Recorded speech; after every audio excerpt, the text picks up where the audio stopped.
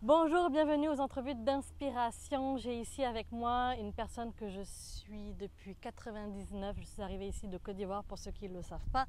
Je me suis branchée à la télé au Québec parce qu'au début, j'avais du mal avec l'accent et il fallait que j'apprenne. Et donc j'ai regardé des personnes qui m'inspiraient. Et 20 ans plus tard, presque 20 ans plus tard, tu m'as écrit sur LinkedIn et puis on s'est connectés. Et j'ai osé te demander une entrevue. J'ai Parce fait le que, fou, j'ai accepté. voilà, et surtout que je sais que tu as beaucoup de demandes. Merci Ça infiniment, fait plaisir. Jean-Marie Lapointe. Écoute, Jean-Marie, tu as fait beaucoup de choses dans ta vie. Tu as été animateur, comédien, musicien, euh, plein de Moteur, choses. Motard, oui, motocycliste, c'est vrai, il est moteur. venu à moto aujourd'hui. Tu as osé parler de ces moments qui sont plus difficiles dans ta vie. Mhm. Lors sur Coup de pouce, une entrevue Coup de pouce, tu as parlé des problèmes au niveau de l'alimentaire que tu avais aussi. Qu'est-ce qui fait que tu oses parler de ces événements-là de ta vie? Parce que c'est pas tout le monde qui ose en parler, puis finalement, en parlant, tu aides. Mhm. Qu'est-ce qui fait que... Et qu'est-ce qui empêche de le faire? Pourquoi ne pas en parler? Il, euh, il est clair, lorsqu'on vit un traumatisme, une période difficile, quand on est en plein dedans, on a de la misère à comprendre ce qui nous arrive, on a de la misère à voir le bout, puis peut-être même à voir la lumière au bout du tunnel. À ce moment-là, c'est peut-être difficile d'en faire une sortie publique. Euh, je pense que c'est nécessaire lorsque on apprend des choses dans la vie sur soi et sur les autres et que Martin Luther King a dit l'homme peut survivre à toutes les souffrances pourvu qu'il y trouve un sens. Et il y a Viktor Frankl qui a dit aussi, je les mélange les deux parce que c'est deux sources d'inspiration pour moi, tu sais. En fait, Luther King a dit ce qui ne me détruit pas me rend plus me rend plus fort. fort. Puis Viktor Frankl il a dit c'est ça, tu sais, c'est on peut survivre à toutes les souffrances pourvu qu'on y trouve un sens. Et on dirait que quand ça fait du sens, quand moi je vis une épreuve et que ça fait du sens et que j'ai l'occasion de le partager, je suis persuadé à un moment ou à un autre que ça va faire du bien. Le but, c'est de faire du bien. C'est pas d'étaler sur la place publique juste pour le plaisir d'ouvrir ses veines puis d'ouvrir son cœur de façon gratuite. C'est pas ça. C'est le but de... Je sais que ce que je vais partager, ça risque de faire du bien. Parce que moi, ça m'a fait du bien quand j'ai entendu l'histoire touchante d'une personne qui avait réussi à passer à travers une dépression, une addiction, un problème de trouble alimentaire, peu importe l'adversité que la personne vivait à ce moment-là. Puis à un moment donné, elle a osé en parler. Moi, je dis, waouh, quel beau cadeau. Quel beau cadeau que de se partager. Parce que de toute façon, c'est je trouve que le passage que nous avons sur Terre est de très courte durée, puis on est fait pour s'aimer et être aimé. Je veux dire, tous les grands philosophes, les grands penseurs, et même les maîtres, que ce soit Jésus, Bouddha, Vishnu, Mahomet, les grands de ce monde ont tous partagé des messages d'amour. Donc, en faisant ça, en partageant une épreuve dans laquelle j'ai grandi, c'est un message d'amour, c'est un message de compassion, c'est un message de générosité et de vulnérabilité. Parce que souvent, les gens, quand on passe à la C'est télé... mon prochain point, en fait. Et De quoi? vas-y, c'était mon prochain point, La mais la vulnérabilité. Ah ouais, c'est vulnérabilité, important. définitivement. Mais en même temps, la vulnérabilité, c'est quelque chose qui touche tous les êtres humains. Ouais. Quand on vient au monde, on est extrêmement vulnérable. Si nos parents ne nous donnent pas à manger, nous abandonnent, on ne peut pas survivre, on meurt. Et en fin de vie aussi, quand on est alité, on est atteint d'une maladie incurable et on ne peut plus rien faire, on ne peut plus bouger. Si j'ai pas une infirmière ou un préposé qui vient pas me nourrir, me gaver, me nettoyer, je vais mourir. Donc, ça, c'est de la vulnérabilité à l'état pur. Mais le problème et le piège, c'est de penser qu'entre les deux, on n'est pas vulnérable. Parce qu'on est autonome, on fait de l'argent, on paie nos taxes, on est populaire, on se dit ah ben j'ai pas besoin des autres, je suis pas vulnérable. Au contraire, on est tout le temps vulnérable. Mais c'est de l'accepter, je pense, qui est un beau cadeau. Et c'est celui-là, à ce moment-là, je crois qu'on peut offrir. Et moi, j'aime justement offrir ma vulnérabilité partout où je passe, que ce soit présentement dans un projet sur l'itinérance, dans des conférences, même dans le bénévolat.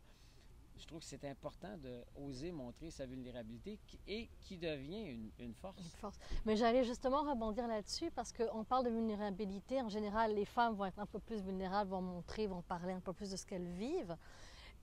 Lorsqu'on parle des hommes, c'est plus compliqué, c'est plus difficile. Selon toi, qu'est-ce qui fait, à part le fait, on en a parlé, vulnérabilité égale faiblesse, mais qu'est-ce que tu pourrais donner comme outil à ces personnes-là pour pouvoir transcender cette croyance-là? C'est une croyance. Oui, puis c'est aussi une question d'éducation, de culture.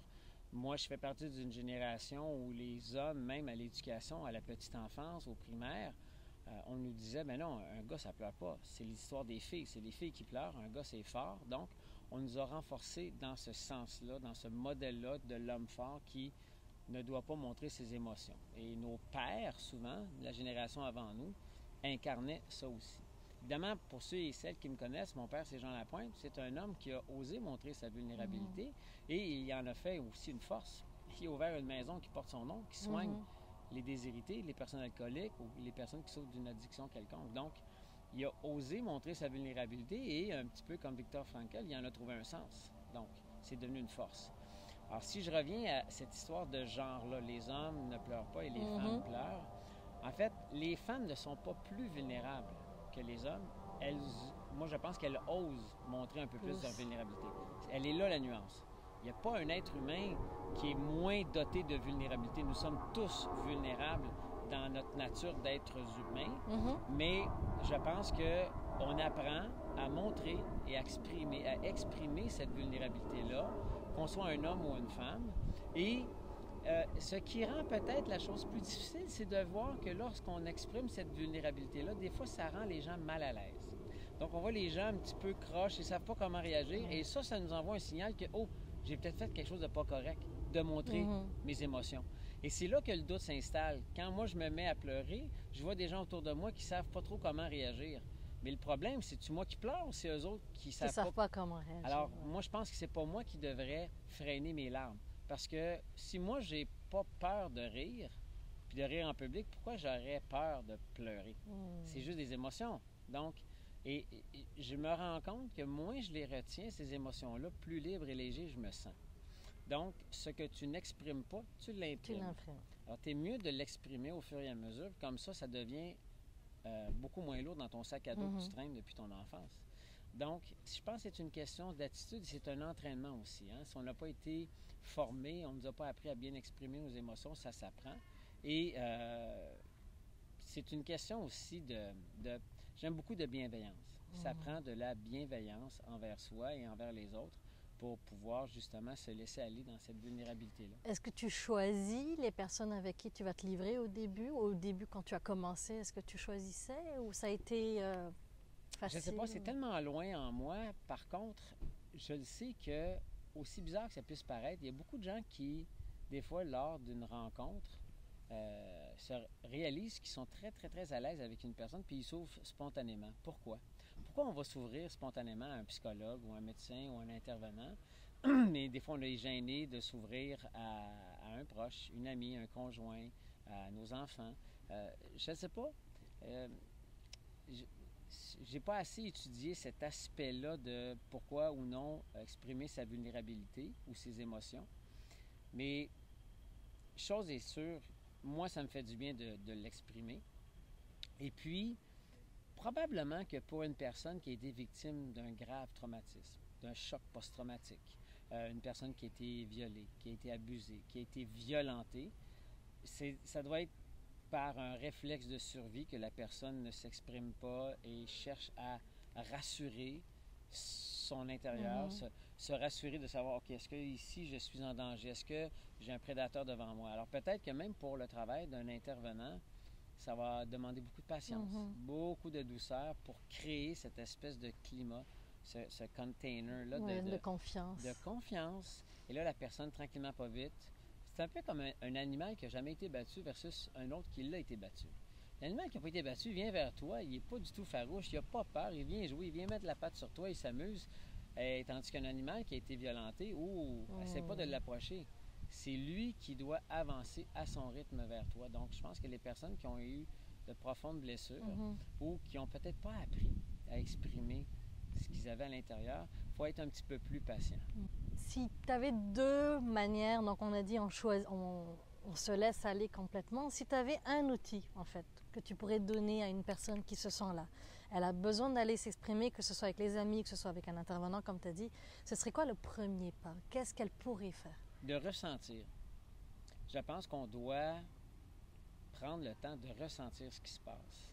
Et c'est pas négligeable ce que je propose, parce que quand on vit une émotion, moi j'ai fait ça longtemps. J'ai essayé tout de suite de comprendre pourquoi je la vivais ou carrément de l'étouffer. On le rationalise aussi. Ah oui, on va rationaliser, on va être des êtres extrêmement cartésiens, parce que c'est un réflexe de protection parfois que de se dire, OK, là il m'arrive de quoi, et souvent je pense que c'est toujours de ma faute. J'ai souvent vécu cette culpabilité-là, et c'est un trait commun des personnes qui viennent de familles dysfonctionnelles à cause de l'alcoolisme. Alors on se sent souvent coupable pour tout, pour rien autour de soi. Mais il a fallu que j'apprenne à déprogrammer ma façon de réagir.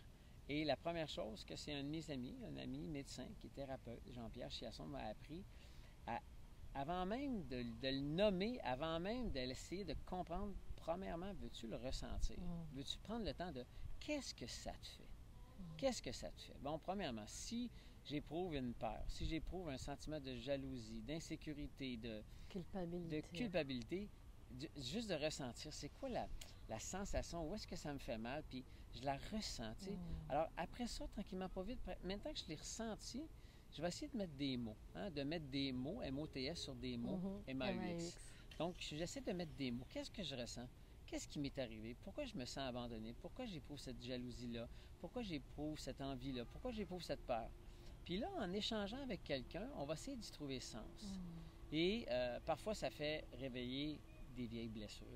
Peut-être c'est des vieux comportements, peut-être parce que c'est des vieilles peurs qui remontent à la surface, peut-être des choses non réglées aussi.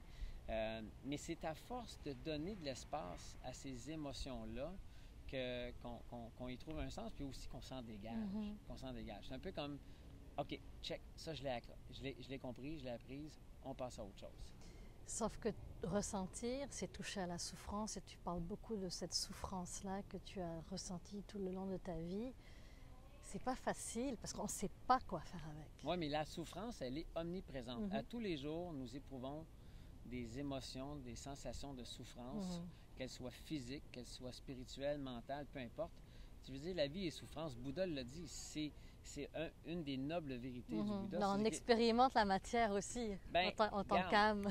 On vient au monde, on meurt, on vit des peines d'amour, on vit des pertes, notre voiture nous lâche, notre moto part pas. Je veux dire, c'est ça, ce n'est que de la souffrance. Mais à un moment donné, tu te dis, ouais, mais c'est plate la souffrance. Oui, mais il y a une solution.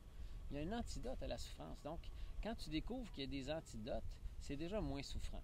Mais je pense que la première chose, c'est que dès que tu exprimes cette souffrance-là, elle arrête d'avoir cette espèce d'emprise sur toi.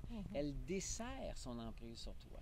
Donc, moi, je pense que c'est une des façons de s'en libérer, c'est de la ressentir puis de l'exprimer. L'accepter, de l'accepter et de l'accueillir. Ça, le mot accueil, là, c'est de la bienveillance. En anglais, on appelle bienveillance loving kindness. C'est deux mots qui veulent tellement dire de la beauté. C'est loving. Loving, c'est de l'amour. Kindness, avec la douceur. Aimer avec douceur, c'est ça, de la bienveillance.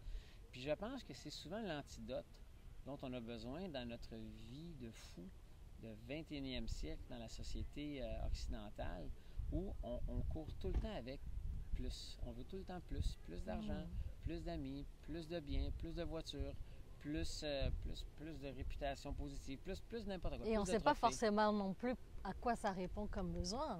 On veut plus, mais on ne sait pas c'est quoi notre besoin essentiel. Ben c'est ça. Identifions c'est quoi notre besoin. On veut-tu vraiment plus d'argent? C'est-tu vraiment ça? Est-ce que je veux plus d'hommes ou de femmes dans ma vie? Est-ce que je veux plus de matériel? Est-ce que je veux plus de frigidaire bien garni? Mais pourquoi? Si ton besoin, c'est de la peur, parce que tu as peur d'en manquer, c'est pas une énergie positive, cette peur d'en manquer, là. Mais quand tu réalises que finalement, le Dalai Lama le dit souvent, puis j'aime beaucoup cette approche-là du contentement, qu'est-ce que le bonheur? Bien, c'est de continuer à désirer ce que tu possèdes déjà. Yeah. Tu as le nouveau iPhone, bien, profite-en, apprécie-le. Change-le pas aux 6 mois juste parce que tu veux une nouvelle bébelle. Change pas ta voiture aux 6 mois juste parce que là, tu t'es tanné de ton petit jouet et tu en veux une autre. Je pense que c'est aussi l'antidote au capitalisme et à la surconsommation, le contentement. Ouais, le contentement. Tu as écrit un livre récemment, en fait l'année dernière, c'était l'automne dernier. Qu'est-ce qui fait, comment tu arrives à écrire, comment tu choisis tes sujets, comment tu... Bien, premièrement, j'ai jamais voulu être un auteur, ou un écrivain encore moins. C'est arrivé par accident et en fait, c'est drôle parce que les plus beaux projets, mes plus belles expériences de vie, mes plus belles aventures personnelles et professionnelles sont toujours parties d'une intention. Il y avait un élan, il y avait un besoin. Et que ce soit un album que j'ai fait avec mon père, que ce soit des livres, des conférences, des voyages, des séries télé, l'écriture est venue d'un élan. Mon tout premier livre, le pire, c'est que je voulais pas écrire, puis là, je vais en sortir un 4e sous peu. C'est bizarre, hein? Mais le premier livre, c'était un immense élan d'amour que j'avais envers mon père. Je venais juste de terminer la lecture du Zubial, le Zubial d'Alexandre Jardin, le livre dans lequel il rendait hommage à son père. Mais son père, malheureusement, il était mort quand il a écrit ce livre-là. Donc, l'hommage rendu à son père, bien, premièrement, son père n'aura jamais le bonheur de lire ce livre-là. Puis moi, j'avais ce même élan-là, mais je voulais le rendre du vivant de mon père. Alors, c'est ce que j'ai fait. À cette époque-là, j'étais dans une belle période de ma vie. Ça faisait pas longtemps que j'étais marié. Je faisais un peu de sous. J'étais avec une femme extraordinaire. On avait une maison qu'on rénovait. J'avais un élan d'amour extraordinaire et est arrivée cette espèce d'inspiration-là. Je veux écrire un livre. Et je l'ai fait. Le deuxième livre, Je ne t'oublierai pas, c'est suite à un lunch avec une amie avec qui j'avais été au cégep, qui travaillait dans le domaine de l'édition. Et puis, on avait un lunch, puis au bout du compte, on s'est dit, si on avait à écrire un livre ensemble, si on avait à faire un autre projet, ça serait quoi? Puis là, j'ai commencé à imaginer un livre dans lequel je rendrais hommage à des personnes, à des causes, à des événements, à des personnes que j'ai accompagnées en fin de vie, des personnes handicapées, parce que ces gens-là avaient profondément changé ma vie, l'avaient inspiré autrement, m'avaient touché profondément, et je voulais rendre hommage à ces gens-là parce que ce pas des gens connus. Donc, de mettre un petit peu dans la lumière des gens qui sont dans l'ombre, c'est des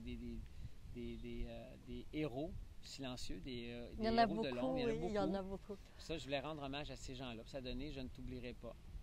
Et puis, le troisième livre, c'est à peu près le même genre d'élan. Je venais de commencer à préparer une série qui s'appelle Face à la rue, sur l'itinérance.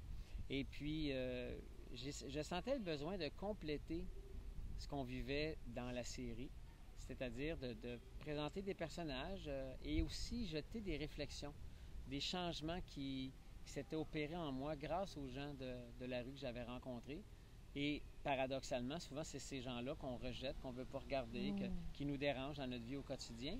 Et c'était devenu des maîtres. C'est des gens qui m'avaient enseigné plein de belles qualités, plein de belles valeurs, des réflexions en tout cas que je trouvais important de mettre sur papier pour compléter un petit peu l'élan de la série. C'est devenu Être face à la rue. Et toujours chez le même éditeur, Libre Expression. Le premier, c'était chez Stanquet. Et c'est d'ailleurs Alain Stanquet, que j'avais déjà reçu en entrevue, qui m'avait vraiment touché.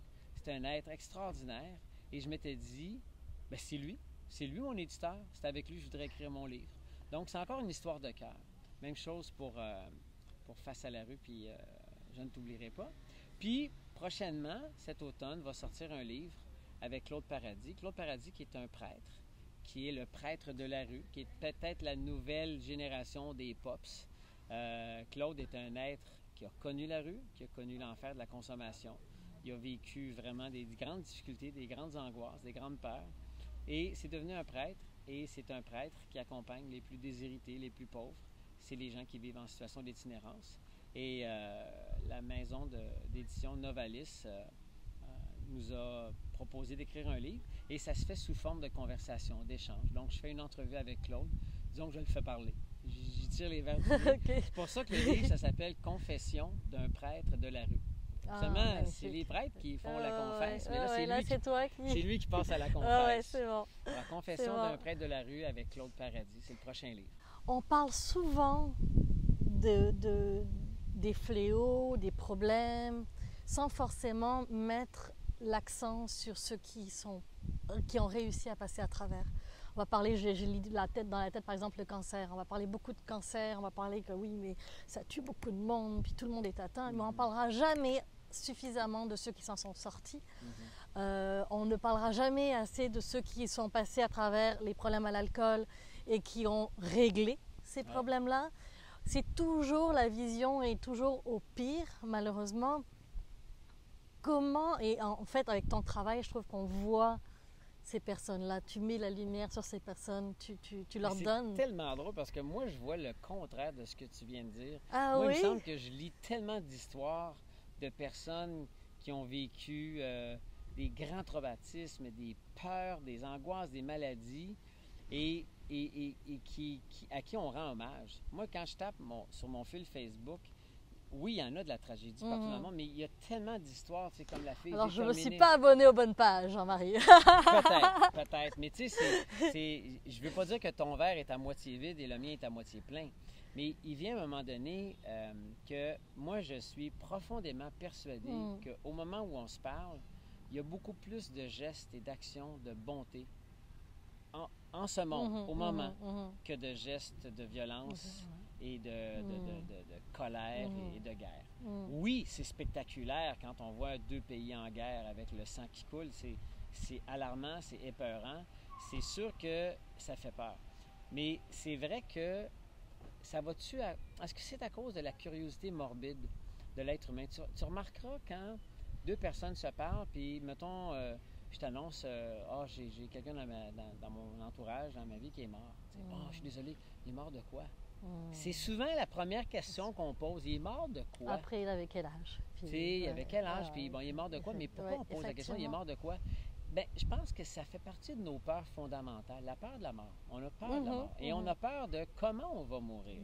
Tu sais, je pense que plus on accepte un fait qui est inévitable, nous allons tous mourir. C'est plate, je vous l'annonce aujourd'hui, c'est un fait. T'as beau faire ça, t'as beau te refaire la face, t'as beau vouloir prendre des pilules de rajeunissement, t'as beau aller au gym, t'as beau manger des graines, t'as beau faire attention au maximum, tu vas mourir. Bon. Alors, plus on accepte ce fait et qui est non négociable, plus s'installe avec toi, à l'intérieur de toi, un sentiment, d'urgence de vivre et une paix. C'est important de vivre et de ne pas reporter, de ne pas pelleter par en avant, de ne pas reporter à plus tard. Donc, ça a influencé grandement mon approche de la vie parce qu'effectivement, j'essaie de savourer un peu plus la vie parce que je suis conscient que ça va avoir une fin. Il va y avoir une fin. Et ça ne vient pas de moi. Ça vient aussi des enfants que j'ai accompagnés en fin de vie. Ça fait des personnes que j'ai accompagnées, des livres que j'ai lus, des ateliers. Donc, forcément, à force de côtoyer la mort, ça te donne envie de vivre. Et c'est souvent ce que j'ai remarqué, les gens qui travaillaient en soins palliatifs, dans les hôpitaux, c'est souvent des gens qui sont confrontés à la mort, à la maladie, et ça donne un élan pour vivre en maudit.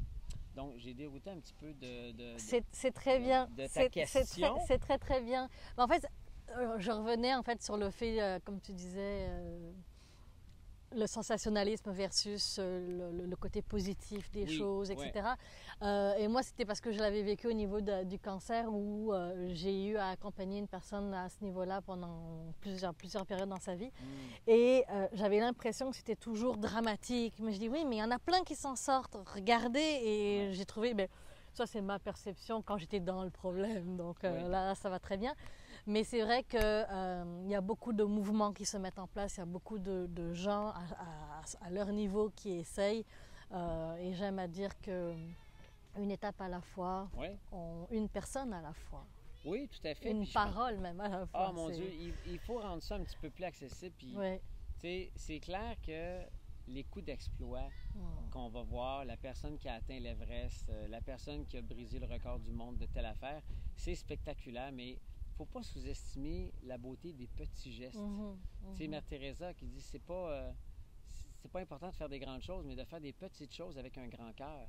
Ça, c'est les petits gestes du quotidien. Et quand on s'ouvre les yeux, là, c'est là que je dis, wow, tu sais, fais juste regarder, là, on le voit pas, mais il y a un monsieur qui est en train de nettoyer sa voiture. Ouais. Il prend son temps, il prend un beau linge, Il aime regarde. sa voiture, Ouais. il regarde sa voiture. Tu sais, il aime sa voiture. Il prend le temps de nettoyer sa voiture. C'est un geste d'amour. Tu sais, quand je Il vois est dans les- son moment présent complètement, en fait. Il est dans son moment présent. Tu regardes autour de soi, on est au parc ici, Ouais. là, au Mont-Royal. Il y a plein d'enfants qui se promènent avec leurs parents, qui se tiennent main dans la main. On est entouré de gestes de beauté et d'amour. Alors ça, on ne les voit pas quand on est pogné avec notre maudit cellulaire. Et là, on se promène, puis on regarde à terre ou on regarde sur notre téléphone et la vie se passe autour de nous. Rien de mal à avoir un cellulaire. Il n'y a pas un problème. Le problème, c'est quand c'est ça ta vie. Quand tu vis ta vie dans le virtuel versus dans le réel. Dans le réel, c'est là qu'il se passe. Parce que, tu sais, je suis pas sûr que sur mon lit de mort, je vais me dire que j'aurais donc dû texter plus. J'aurais donc dû aller sur Facebook plus souvent. Je suis pas sûr que je vais me dire ça. Non. Tu sais, alors, tu sais, la vie se passe quand on lève les yeux puis on regarde les gens, puis qu'on essaie de se connecter avec les gens. Puis on réalise que, tabarouette, on est une maudite belle gang, puis on se ressemble plus qu'on se diffère, tu sais. Qu'est-ce qu'on peut te souhaiter, Jean-Marie? De développer encore plus de compassion, de conscience, d'altruisme, d'être encore moins centré sur moi et de laisser moins mes peurs et mes doutes m'envahir. Parce que moins on est dans la peur, plus on est dans l'amour, plus on est dans le moment présent. Parce que la peur, c'est souvent une peur qu'on se crée. T'sais. On s'entend que des peurs fondamentales comme la mort, la peur qu'à un moment donné, un troupeau de tigres, s'ils arrivent ici et viennent nous manger, je veux dire, les chances sont rares là, que ça arrive. Là. Mais tu sais, c'est sûr que si tu recules il y a une couple de millions d'années, m'excuse, mais on devait fighter. Hein? On devait se battre pour manger, on devait chercher notre nourriture, puis on avait peur qu'il y avait une espèce de bébite qui allait nous attaquer d'en haut ou qui allait ramper du sol. On avait des peurs qui étaient raisonnables. Puis réelles, en fait, parce oui. qu'on avait peur pour notre corps physique. Ben oui, on avait peur pour notre vie, on était en survie. Donc ça, à ce moment-là, aujourd'hui, quand tu transposes ça en 2018, c'est rare qu'elles arrivent. C'est sûr que si tu es dans un pays en guerre et qu'il y a des roquettes qui tombent à tout bout de champ autour de chez toi, c'est normal d'avoir peur. Mais nous, on n'a pas ça. Puis drôle, hein, parce que j'ai des amis qui ont vécu au Liban. C'est drôle comment souvent les gens qui voient la guerre autour d'eux célèbrent la vie, font la fête, mangent, vont festoyer. Beaucoup de mes amis libanais, là, quand tu vas au Liban, ça fait la fête. Mais c'est peut-être parce que justement autour d'eux, la guerre et la mort sont omniprésents. Peut-être, je ne sais pas. C'est une réalité. C'est une réalité. Donc, on dirait que c'est comme un rappel qu'il ne faut pas oublier de célébrer la vie. Je ne veux pas généraliser parce que dans des camps de réfugiés, je ne suis pas sûr que ça danse à tous les jours là. Hein? Non, on a de la misère à manger, on a de la misère à se laver. Je pense qu'on est vraiment en grande survie. Puis ça, ben, quand on voit des images de ces camps de réfugiés-là, je me dis, mais pourquoi on n'aide pas plus? Qu'est-ce qu'on pourrait faire? Pourquoi les grandes fortunes de ce monde, on parle de plusieurs milliards, pourquoi il n'y a pas plus de partage? Parce que le problème, là, c'est que c'est souvent l'ignorance. Parce que quand on partage ce qu'on a, ça nous rend heureux. Tu sais, Mathieu Ricard dit souvent, l'argent ne fait pas le bonheur, sauf quand on le donne. Oui. Puis il a tellement raison. Moi, j'ai eu beaucoup plus de plaisir à partager mes biens qu'à vouloir les garder juste pour moi. Parce que quand je veux juste les garder pour moi, on dirait que j'ai peur de me les faire voler, j'ai peur que ça brise, j'ai peur. Alors là, je suis habité d'une énergie négative, alors que quand on partage ce qu'on a, il me semble que ça fait décupler le plaisir de posséder l'objet parce qu'on le partage. Donc, je pense que les fortunes auraient intérêt à être partagées un petit peu plus. Puis c'est, en fait, moi, je le vois dans mon métier, mais de juste donner, pouvoir juste donner un sourire, donner un outil, donner de ton temps, donner... C'est le wow à l'intérieur, ça fait...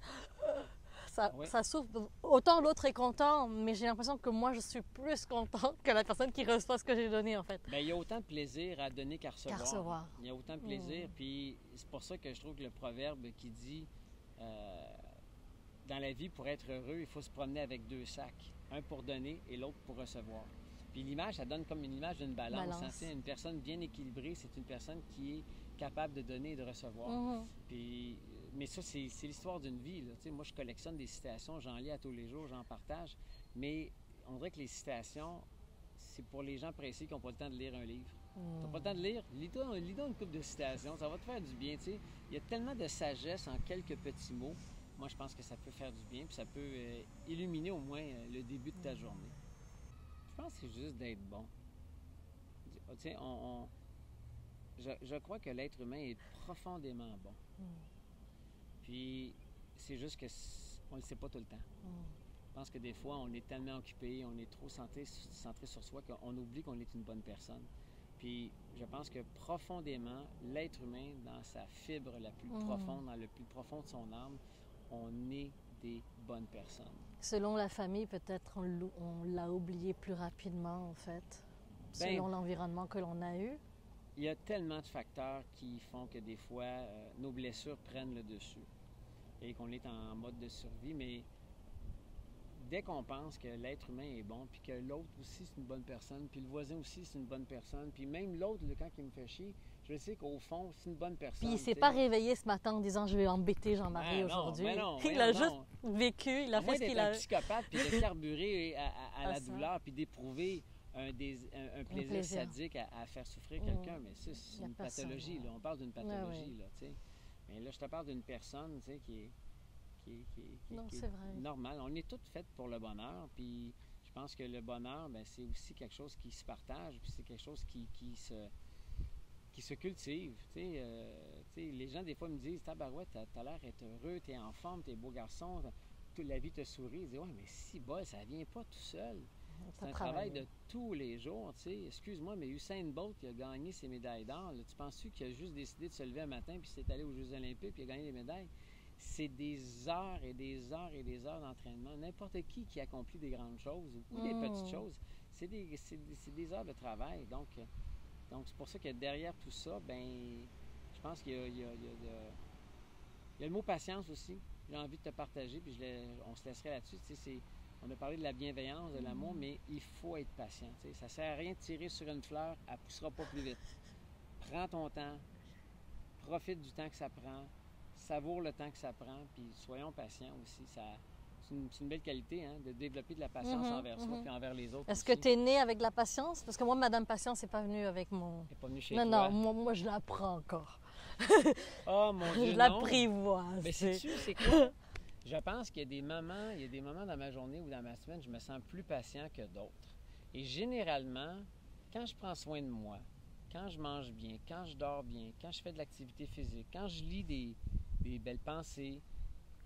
Finalement, tu t'occupes un peu de tous tes corps spirituels, émotionnels, mental, physique. Là, tu es plus en équilibre. Puis quand je fais ça, on dirait que je cultive aussi de l'amour et de la patience et de la bienveillance envers moi. C'est aussi un antidote. Mais ça, faut pas se leurrer, là. Tu peux pas vivre à 160 à l'heure et d'éprouver cette patience-là. Il faut ralentir un peu. C'est pour ça que la méditation, le yoga, des exercices comme ça qui sont bons pour le corps et l'esprit nous permettent de ralentir aussi. C'est important. C'est important parce que ça aussi, ça s'apprend.